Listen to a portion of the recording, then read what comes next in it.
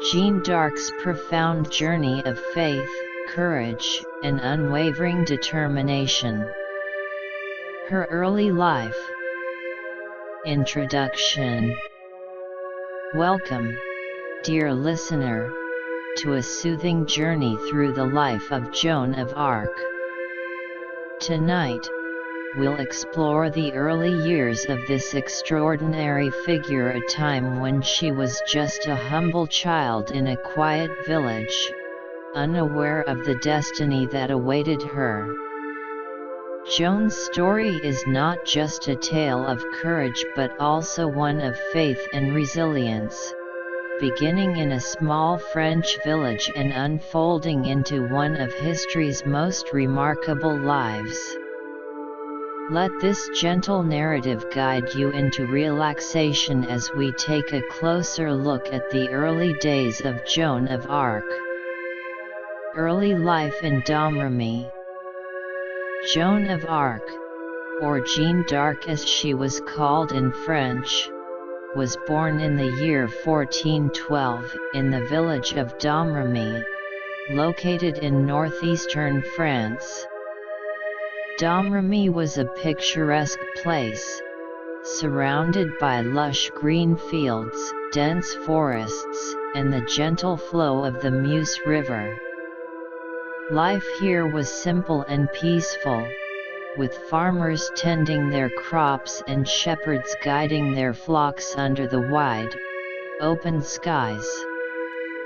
The village was small, with only a few dozen families, and everyone knew one another. For Joan, this close-knit community provided a sense of safety and belonging that she cherished deeply. Her family was not wealthy, but they managed to live comfortably by working hard.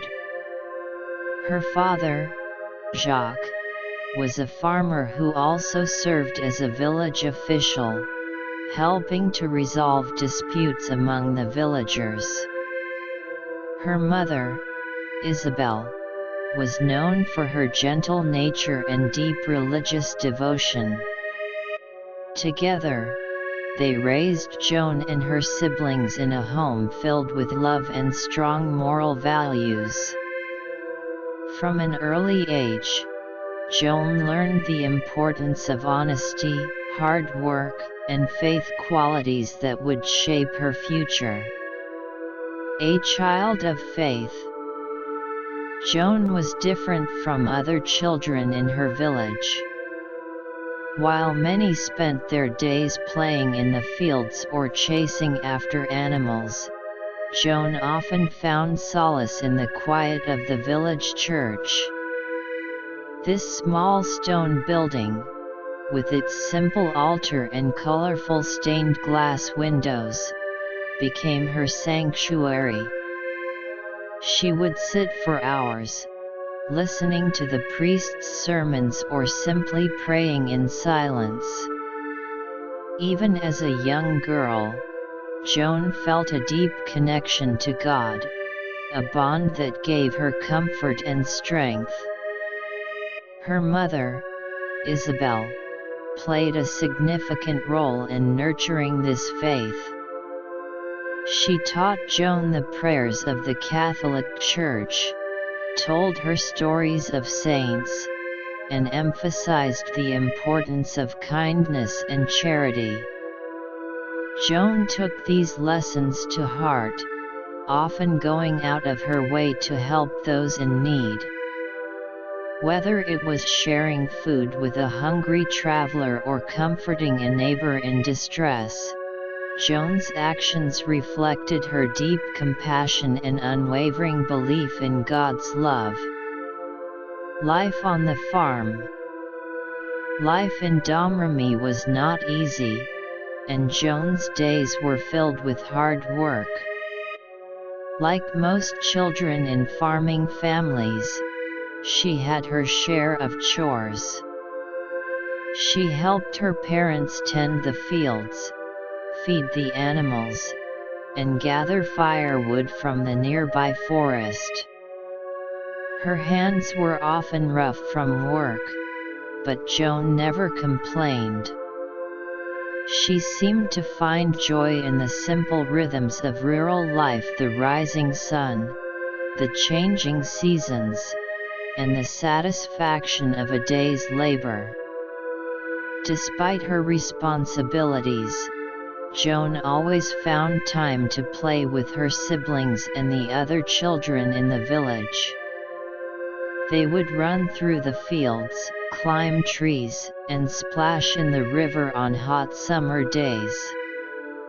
These moments of laughter and freedom brought balance to her life, reminding her of the innocence of childhood even as she grew older and began to sense the weight of the world around her.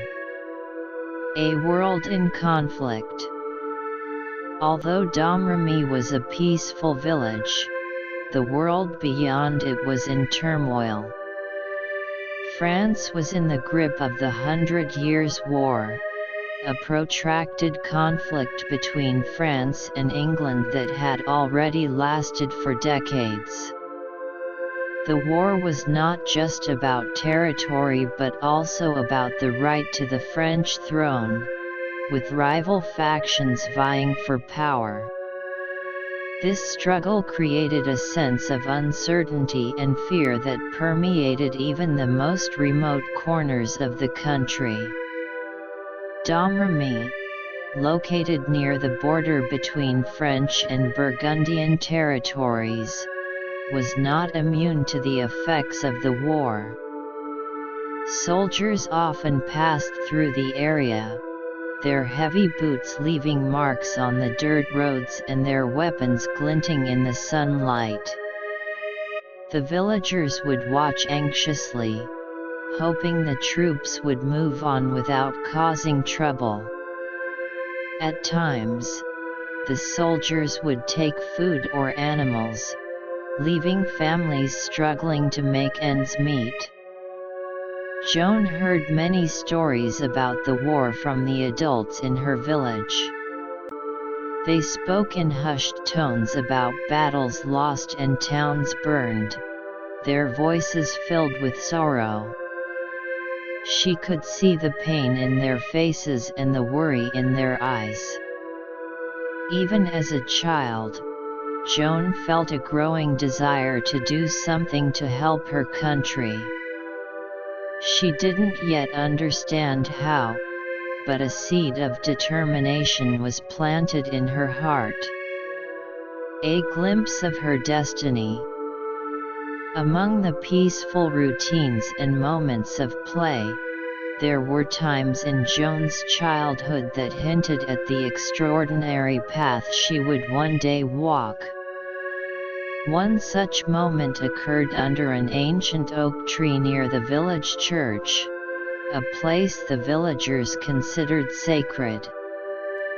Joan often came here to pray, finding solace beneath its wide branches.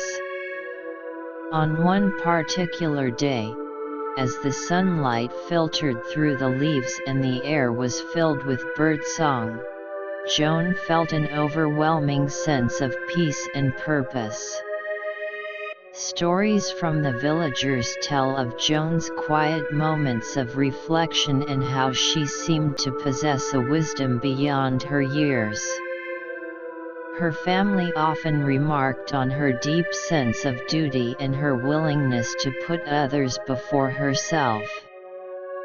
They noticed how she spoke with kindness and confidence, even when addressing adults. These qualities set her apart from her peers and hinted at the strength of character that would define her later life. Some believe that even as a child, Joan was touched by divine guidance.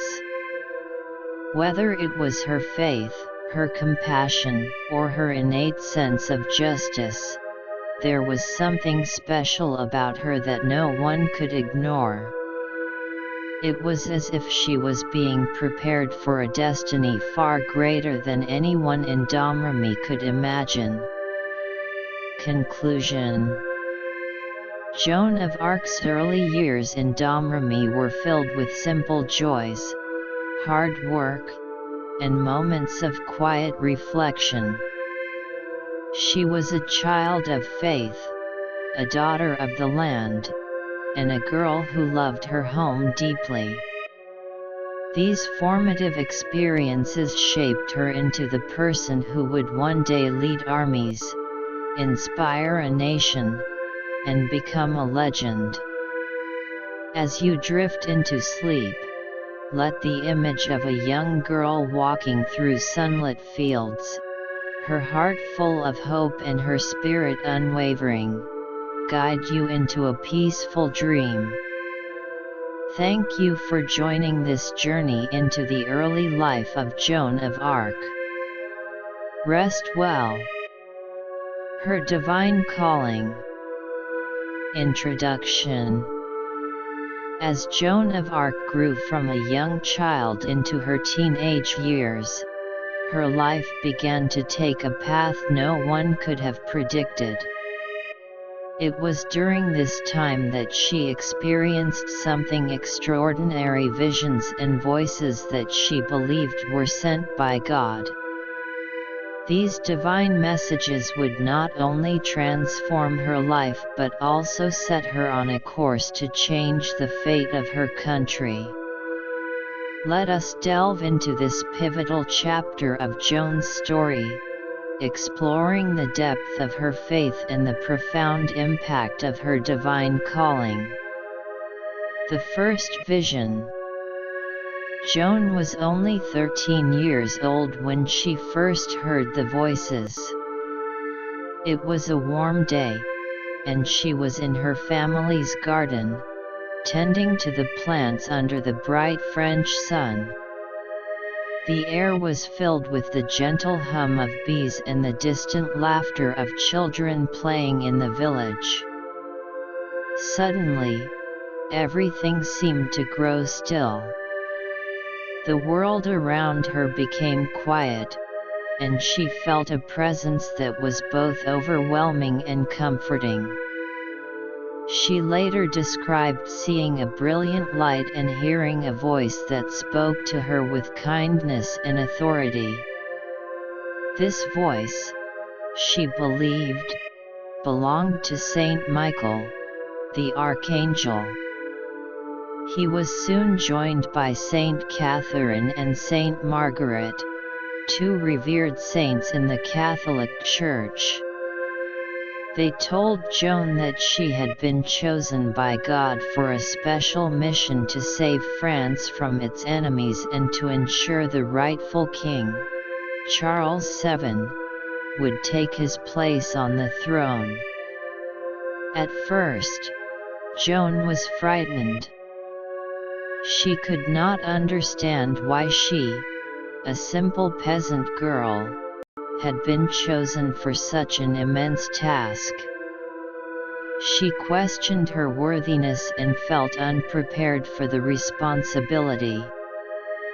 But the voices reassured her, telling her that God's grace would guide her. Over time, her fear turned into a quiet determination. The messages become clearer. In the months and years that followed, the voices continued to visit Joan. They often came to her when she was alone, during moments of prayer or while she worked in the fields. Each time, their messages became more specific and urgent. They told her that the suffering of her people could not continue and that she was the one who could bring relief. They instructed her to seek out Charles VII and offer him her help. Joan's faith in these voices grew stronger with each encounter. She began to see herself as a servant of God, chosen to fulfill a divine purpose. The voices also provided her with guidance on how to prepare for her mission. They advised her to remain pure in heart and body, to pray fervently, and to trust in God's plan, even when it seemed impossible. Sharing her secret. For a long time, Jeanne kept these experiences to herself. She feared that others might not believe her or that they would mock her for claiming to hear divine messages. But as the voices became more insistent, she realized she could no longer stay silent. She confided in her mother, Isabel, who listened with both concern and amazement. Isabel's faith in Jeanne was unwavering, and she encouraged her daughter to seek guidance from the village priest. The priest, however, was skeptical. He questioned Jeanne thoroughly, trying to determine if her visions were genuine. Despite his doubts, he could not deny the sincerity in Jeanne's voice or the conviction in her eyes. Eventually, word of Jeanne's experiences spread through the village, and the people of Domremy began to see her as someone touched by God. A turning point. By the time Jeanne was 16, the voices had become a constant presence in her life. They urged her to take action, reminding her that every day of delay brought more suffering to France. Jeanne felt the weight of their words and knew she could no longer ignore their call. She decided it was time to leave her village and begin her journey to fulfill her mission. Her decision was not an easy one. Jeanne loved her family and her home, and the thought of leaving them filled her with sorrow.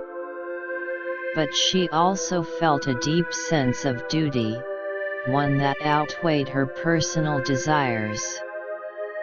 She prayed for strength and guidance, and the voices reassured her that she was on the right path. Seeking permission. Jeanne's first challenge was to convince her father, Jacques, to allow her to leave. Jacques was a practical man who cared deeply for his daughter's safety. He was alarmed by her claims of hearing voices and her determination to involve herself in the affairs of kings and armies. He tried to dissuade her, warning her of the dangers she would face. But Jeanne was resolute. She spoke with a calm yet firm conviction, explaining that her mission was not one of choice but of divine command. She reminded her father of their shared faith and asked him to trust in God's plan. Though it pained him, Jacques eventually relented, recognizing that Jeanne's resolve could not be shaken. Preparing for the journey. With her family's reluctant blessing, Jeanne began to prepare for her journey. She knew that traveling as a young girl would be dangerous, so she decided to cut her hair short and wear men's clothing to avoid unwanted attention. This decision, though practical, was controversial, as it defied the expectations of her time. But Jeanne was willing to endure criticism and judgment if it meant she could fulfill her mission. The villagers of Domremy were both awed and puzzled by Jeanne's transformation. Some admired her bravery, while others whispered doubts about her sanity.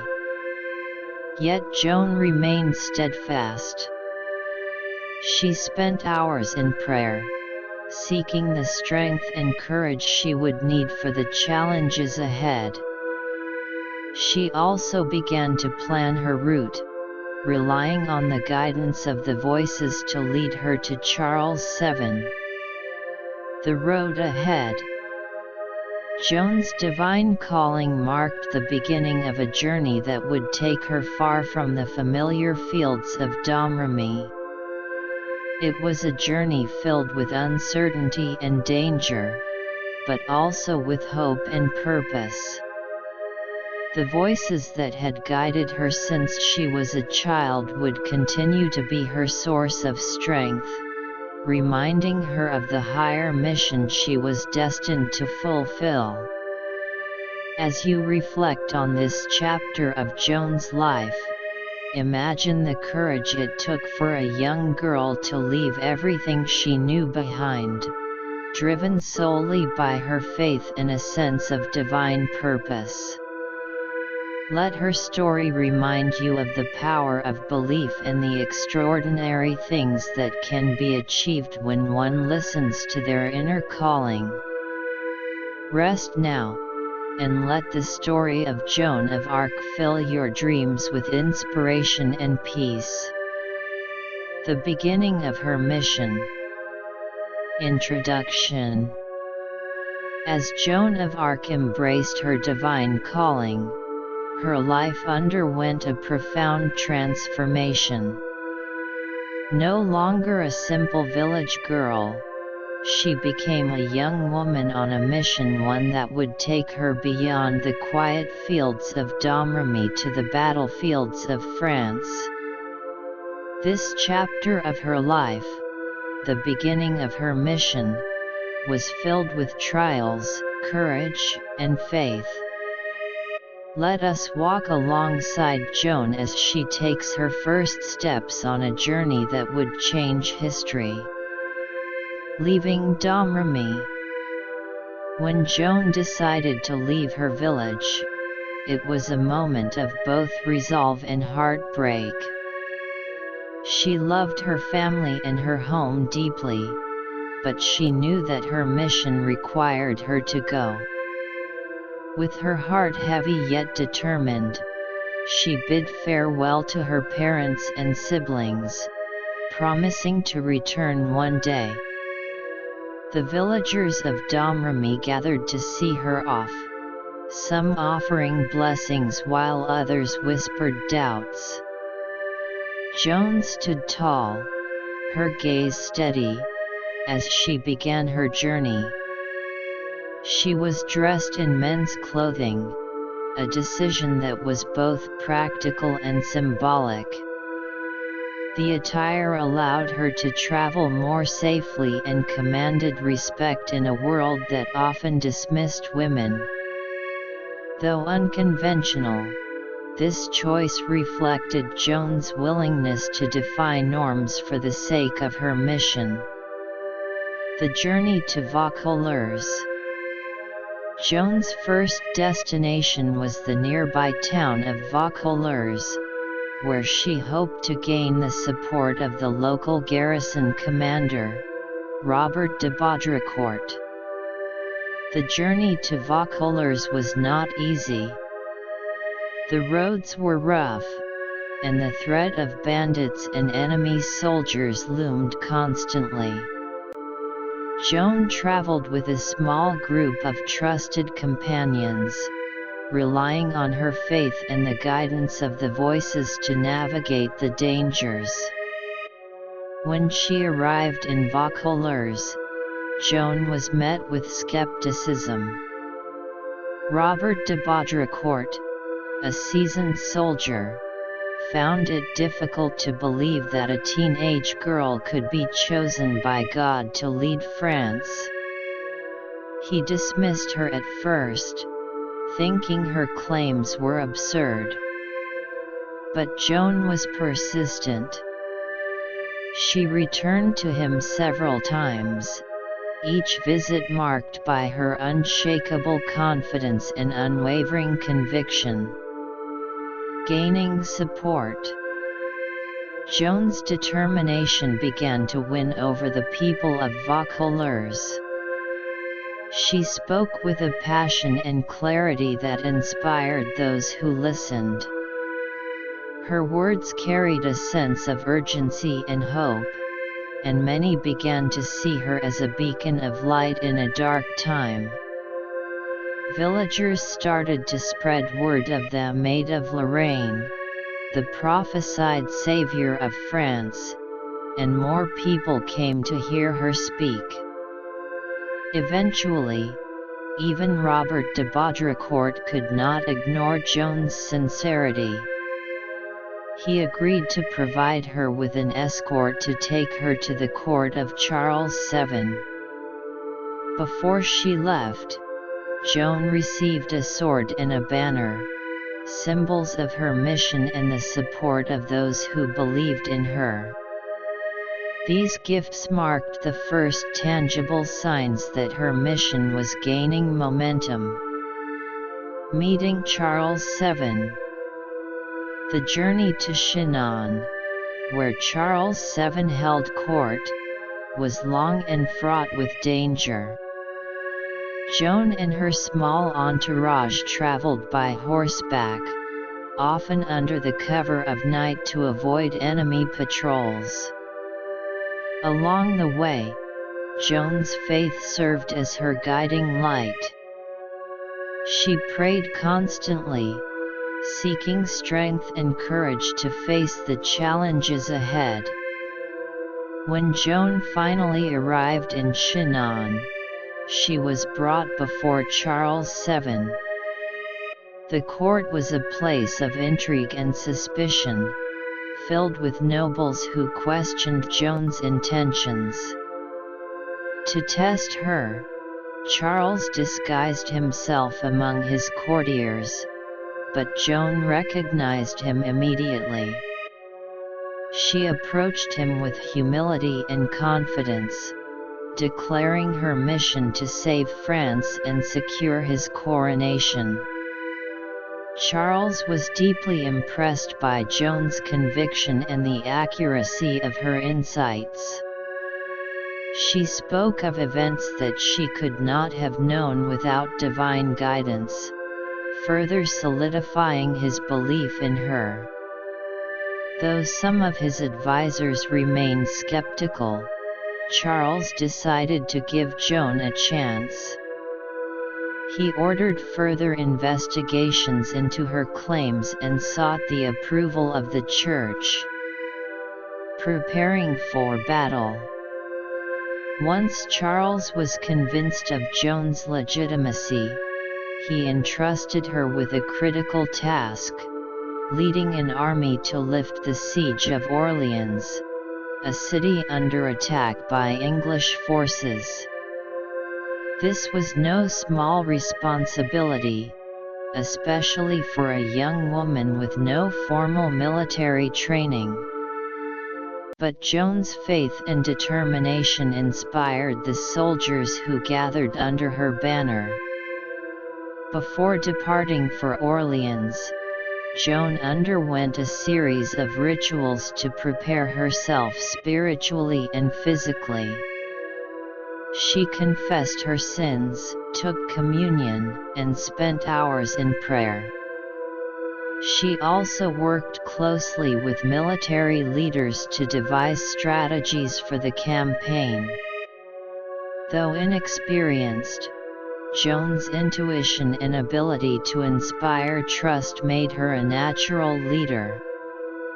The journey to Orleans. The march to Orleans was both a test of endurance and a show of unity. Joan rode at the head of the army, her banner held high as a symbol of hope. Along the way, villagers lined the roads to catch a glimpse of the young woman who had become a legend in their eyes. They cheered and offered blessings, their faith renewed by her presence. Despite the challenges of the journey, including harsh weather and limited supplies, Joan remained resolute. She often spoke to the soldiers, encouraging them to trust in God and to fight with honor. Her words lifted their spirits and strengthened their resolve. creating a sense of camaraderie that would prove essential in the battles to come. Conclusion. Joan of Arc's mission began with small but significant steps, leaving her village, gaining support, and earning the trust of a king. Each step brought her closer to fulfilling her divine calling, and each challenge she faced only strengthened her faith. As you reflect on this chapter of Joan's life, imagine the courage it took for a young girl to lead an army and inspire a nation. Let her story remind you of the power of belief and the extraordinary impact of determination.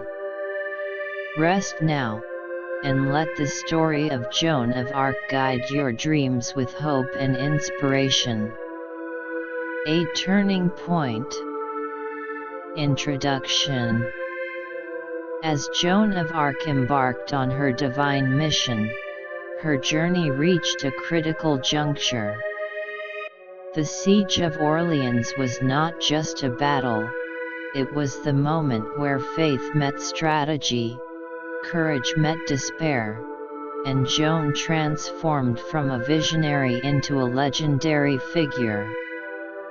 This turning point not only shifted the course of the 100 Years' War but also cemented Joan's role in the history of France. Let us delve deeply into the events, challenges, and triumphs that defined this pivotal chapter in her life. The situation in Orleans. By the early months of 1429, Orleans was a city on the brink of collapse. It was one of the last major strongholds preventing the English from advancing further into central France. Surrounded by enemy forces, the city had endured months of relentless siege. Food supplies were dwindling, morale was at an all-time low, and the prospect of surrender seemed inevitable. The English, confident in their superiority, had established a network of fortified positions around the city, cutting off all attempts at relief. For the French, the loss of Orleans would have been catastrophic. It would have dealt a severe blow to the legitimacy of Charles VII, the uncrowned King of France, and potentially marked the end of French resistance.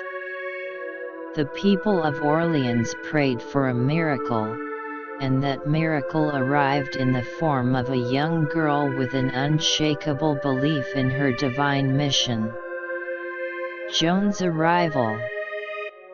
Joan of Arc entered Orleans in April 1429, accompanied by a modest force and bearing a banner that symbolized her heavenly mandate.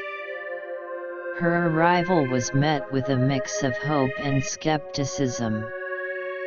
To the weary defenders, she was a symbol of divine intervention, while others doubted the ability of a teenage girl to influence the course of war. Joan's first act upon entering the city was to meet with the military commanders and assess the situation. Though she had no formal military training, her clarity of purpose and unwavering confidence quickly made an impression. She urged the leaders to adopt a more aggressive strategy, insisting that victory was assured if they acted with faith and determination. Her presence alone revitalized the morale of both soldiers and civilians, igniting a sense of hope that had long been absent. The first engagements. Joan's initial days in Orleans were spent rallying the troops and preparing for action. She emphasized discipline and insisted that the soldiers refrain from looting or other immoral behavior, reinforcing the idea that their cause was righteous. Under her influence, the army adopted a renewed sense of unity and purpose. The first major engagement under Joan's leadership occurred on May 4, 1429, when the French launched an assault on an English fortification known as St. Loup. Jeanne led the charge, carrying her banner and shouting encouragement to the troops. Her courage was infectious, and the French soldiers fought with unprecedented vigor.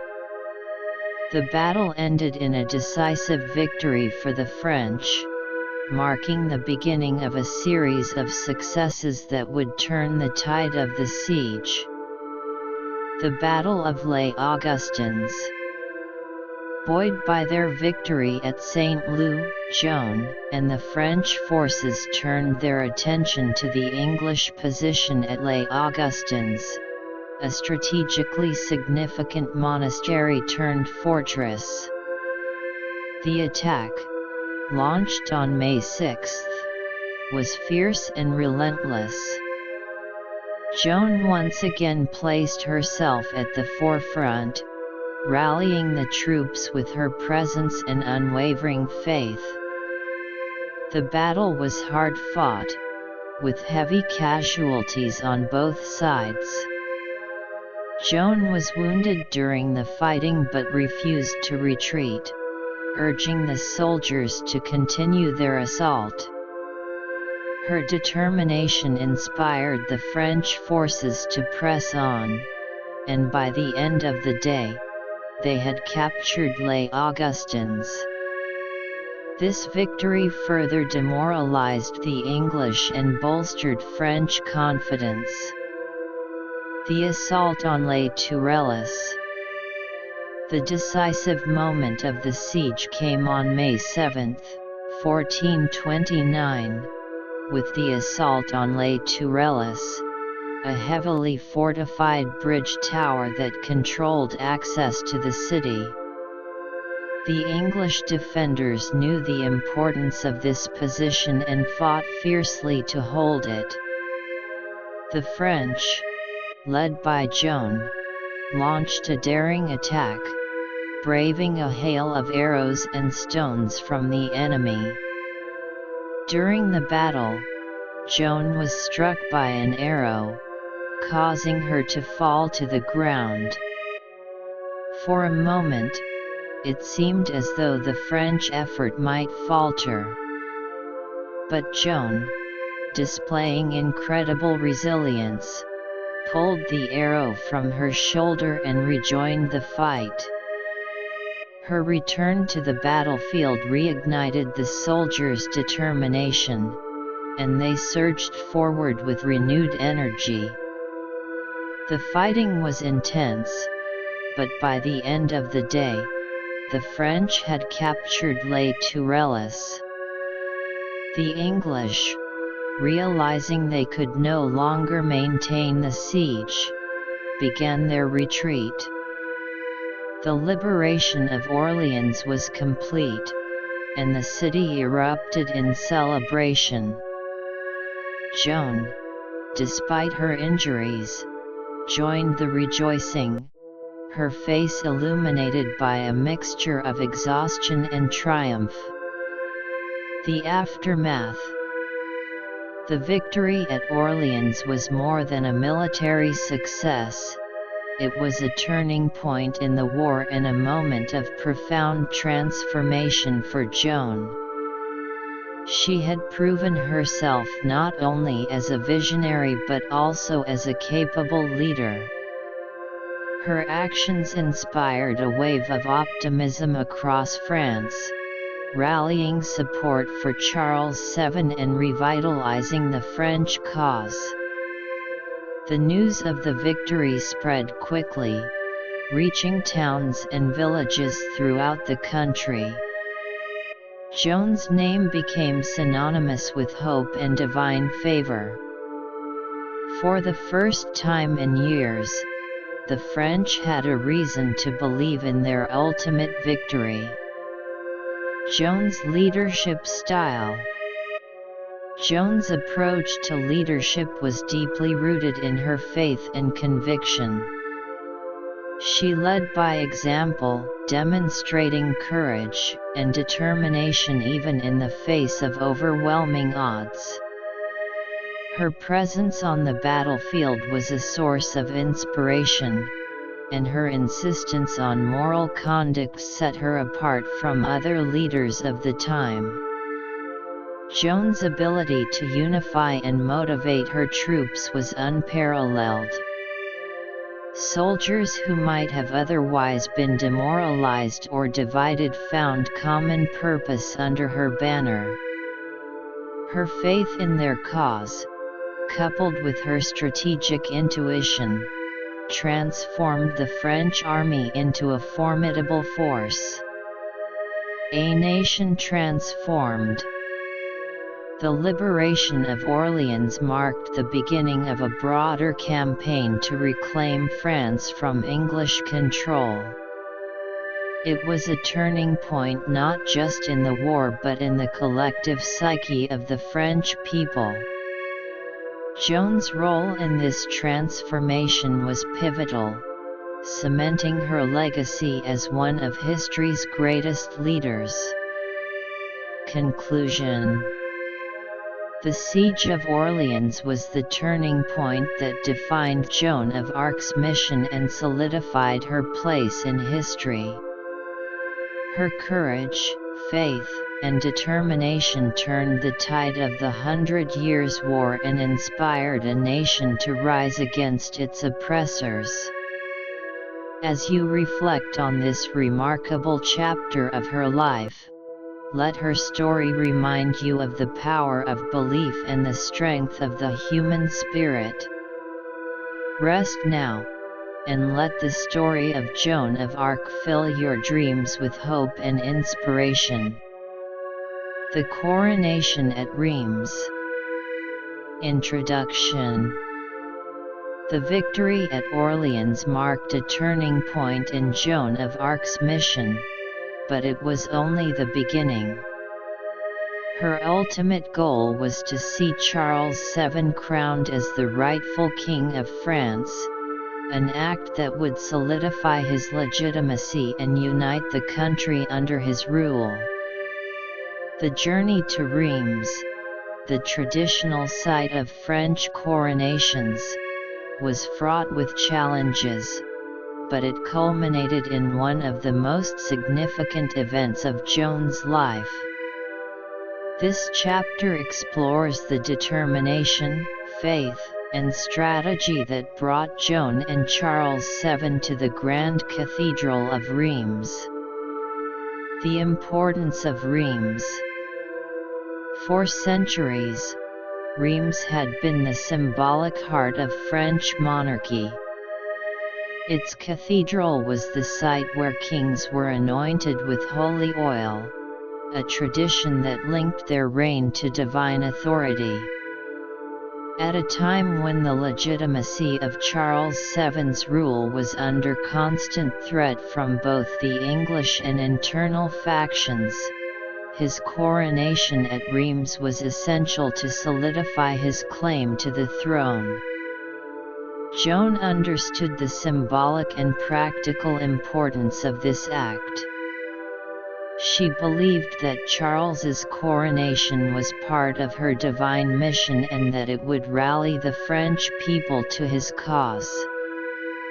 However, Reims was located deep in enemy territory, and the path to the city was blocked by hostile forces. The journey would require careful planning, courage, and faith. The journey to Reims. After the victory at Orleans, Joan urged Charles VII to take immediate action. She implored him to march to Reims and claim his crown. Initially, Charles and his advisors hesitated. The journey was risky, and the French army, though invigorated by recent successes, was still outnumbered by English and Burgundian forces. Joan's unwavering confidence eventually won them over. She assured Charles that God was on their side and that the cities along the way would welcome them. In June 1429, the French army, with Joan at its head, began its march to Reims. The journey was marked by a series of remarkable events. As the army advanced, many towns and villages along the route opened their gates without resistance. Inspired by Joan's presence and the momentum of recent victories, local leaders pledged their allegiance to Charles VII. This growing support turned what could have been a perilous campaign into a triumphant procession. Encounters along the way.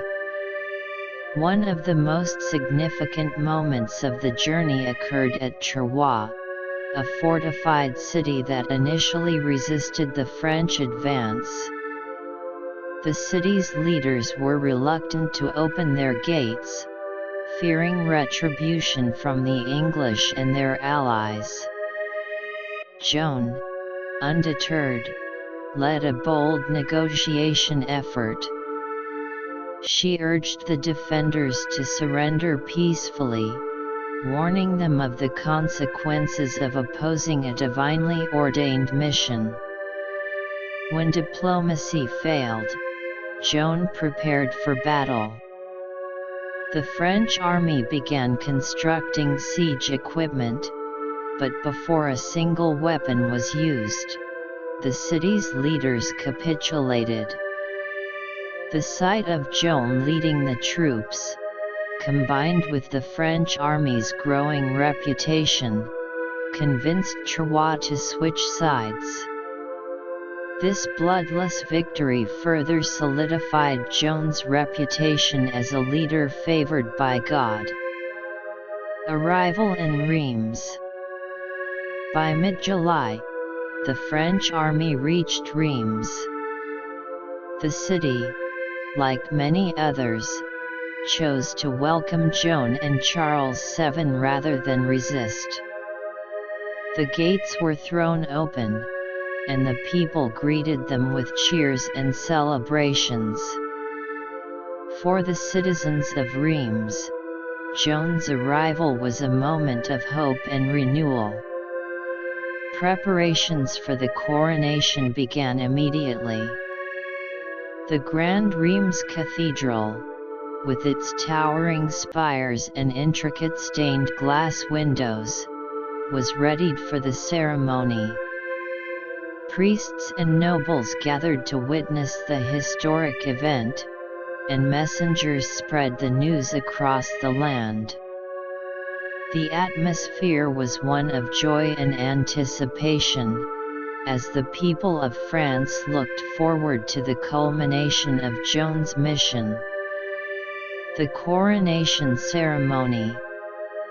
On July 17, 1429, Charles VII was crowned King of France in a solemn and magnificent ceremony. The cathedral was filled with the sound of hymns and prayers as the Archbishop anointed Charles with holy oil, symbolizing his divine right to rule. Joan stood nearby, her banner raised high, a visible reminder of the divine guidance that had brought them to this moment. For Joan, the coronation was the fulfillment of a promise she had made when she first met Charles VII. She had vowed to see him crowned at Reims, and her unwavering faith and determination had made it a reality. As the crown was placed on Charles's head, Jeanne reportedly knelt before him and declared her mission complete. The aftermath. The coronation at Reims had a profound impact on France. It strengthened Charles VII's position as the legitimate ruler and rallied the French people to his cause. Many who had been uncertain or opposed to his claim now saw him as the rightful king, ordained by God and supported by a miraculous leader. Jeanne's role in this achievement did not go unnoticed. She was hailed as a hero and a saintly figure, her name spoken with reverence across the land. However, the coronation also marked a turning point in her relationship with Charles VII. With his legitimacy secured, the king began to rely more on his advisors and less on Jeanne, setting the stage for future challenges. Jeanne's reflection. For Jeanne, the coronation was a deeply emotional experience. She had fulfilled the mission given to her by the Voices, and she felt a profound sense of accomplishment and gratitude. Yet, she also knew that her work was not finished. The war was far from over, and France still faced many challenges. Jeanne remained committed to her cause, ready to continue fighting for her country and her king. Conclusion. The coronation at Reims was a moment of triumph and transformation for both Joan of Arc and France. It was the culmination of a journey filled with faith, courage, and perseverance, and it marked the beginning of a new chapter in the 100 Years' War. As you reflect on this historic event, imagine the grand cathedral, the cheers of the crowd, and the unwavering spirit of a young woman who believed in the power of faith to change the world. Let Jeanne's story inspire you as you rest and dream of possibilities yet to come. Capture and Trial. Introduction. The triumphs of Joan of Arc at Orleans and Reims were monumental, but her journey was far from over. Her divine mission, which had inspired a nation, eventually led her into the hands of her enemies. Joan's capture and subsequent trial were pivotal moments in her life and the history of France. These events not only tested her faith but also exposed the political and religious tensions of the time. Let us delve into the detailed story of her capture, the harrowing trial that followed, and the lasting impact of these events. The capture. In 1430, the tide of the 100 Years' War was still shifting, and Joan remained at the forefront of the French effort to reclaim their lands. By this time, she had become a symbol of hope for France and a target for her enemies. Her presence on the battlefield continued to inspire the troops, but her success also made her a threat to the English and their Burgundian allies. Joan's capture occurred during a battle near the town of Compiègne in May 1430. The town, located on the frontier between French-held and Burgundian-controlled territory, was under siege by the Burgundians. Determined to defend it, Joan led a sortie to attack the enemy forces. As the battle intensified, Joan and her troops found themselves outnumbered and overwhelmed. During the retreat, Jeanne was unhorsed and surrounded. Despite her efforts to fight off her captors, she was taken prisoner by the Burgundians. Her capture was a devastating blow to the French cause.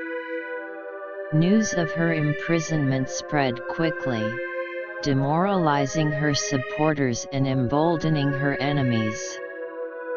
The Burgundians, recognizing Jeanne's value, treated her capture as a political and financial opportunity. She was held captive for several months while negotiations for her fate took place. The sale to the English. Jeanne's capture set off a series of negotiations between the Burgundians and the English.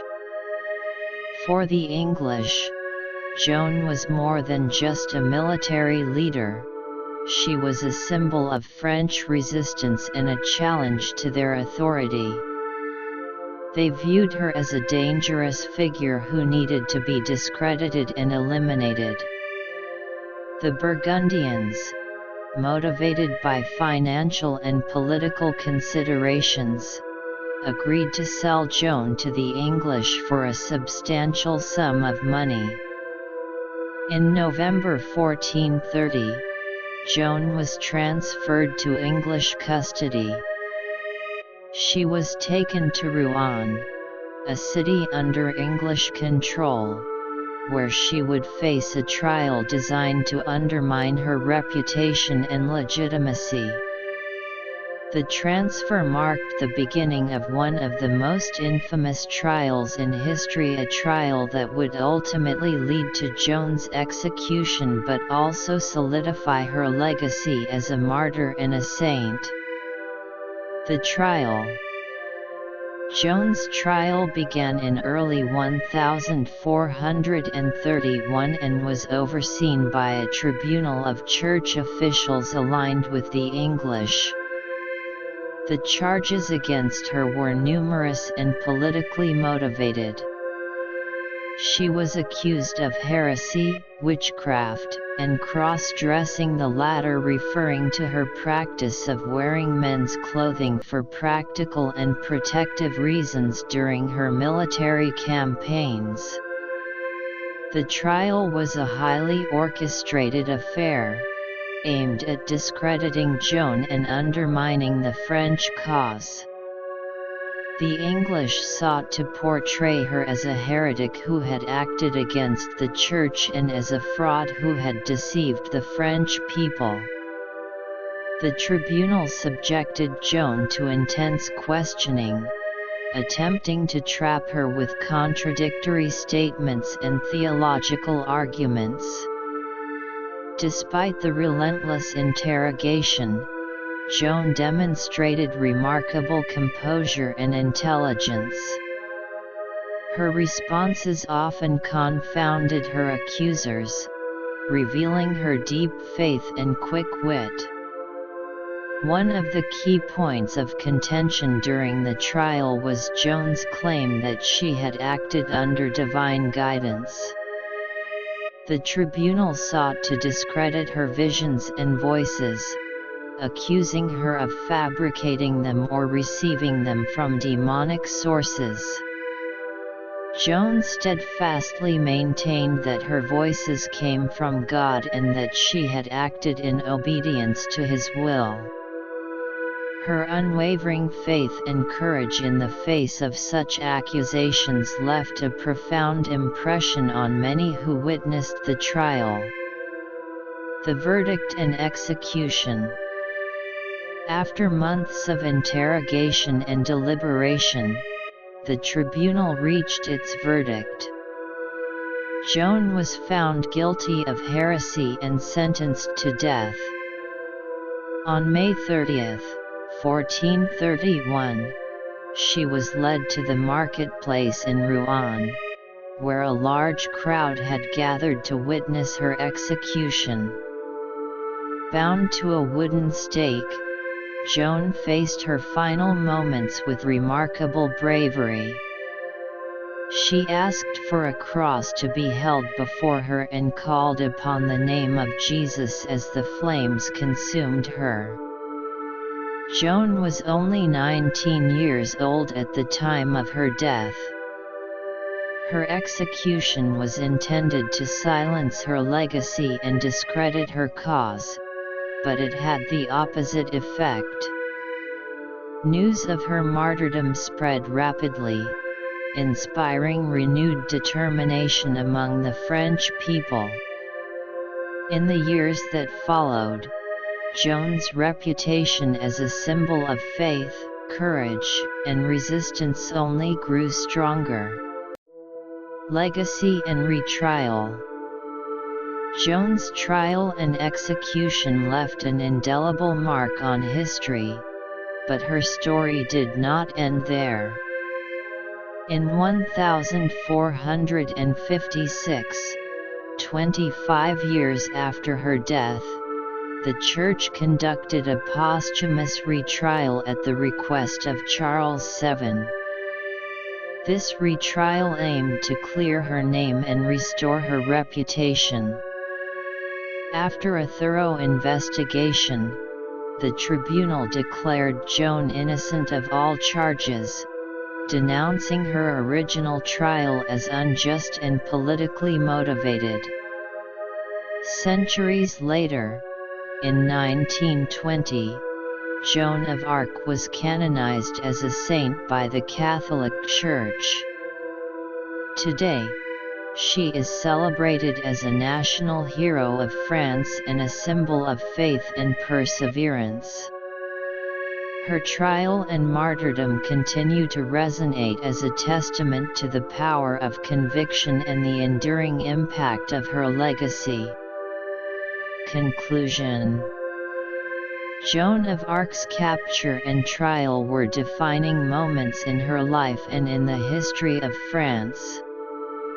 These events tested her faith, courage, and resilience, but they also revealed the depth of her character and the strength of her convictions. Though her earthly life ended in flames, her spirit and legacy continue to inspire generations. As you reflect on this chapter of her story, let her unwavering faith remind you of the power of belief in the face of adversity. Rest now, and let the story of Joan of Arc fill your dreams with hope and inspiration. Legacy and Canonization. Introduction. Joan of Arc's life was marked by faith, courage, and sacrifice.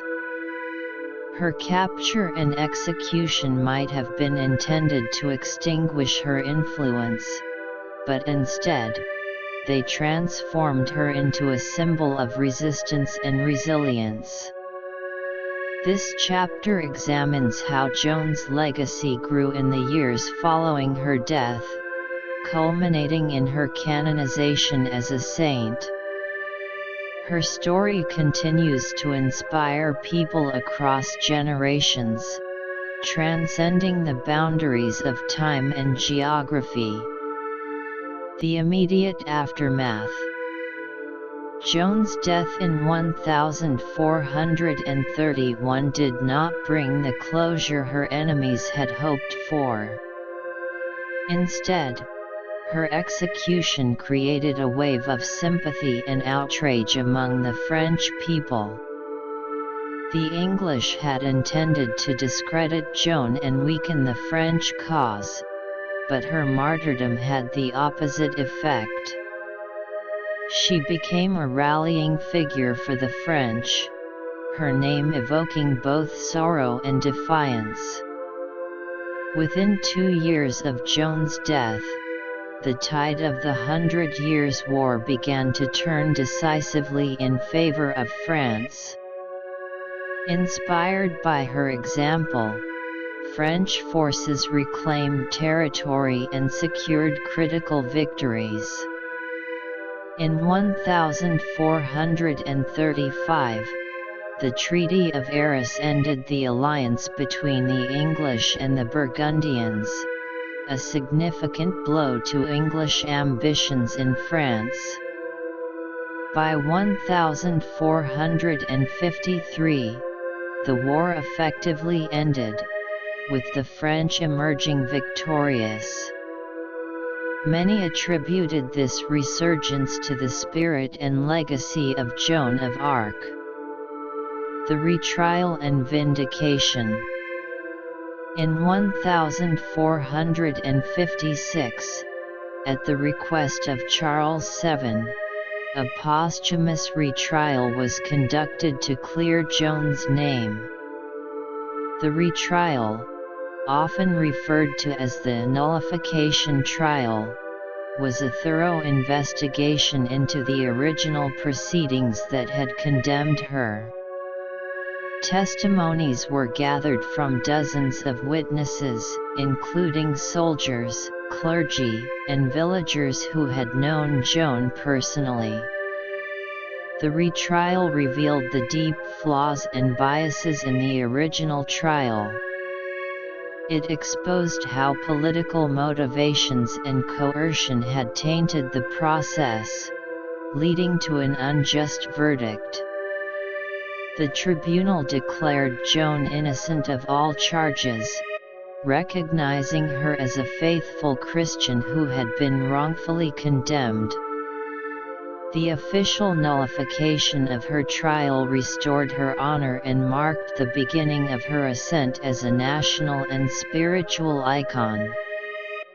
The path to sainthood.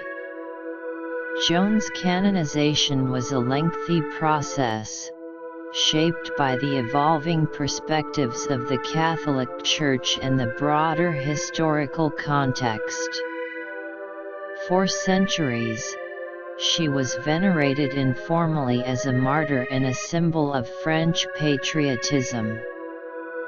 Her story was preserved through chronicles, plays, and oral traditions, ensuring that her memory remained alive.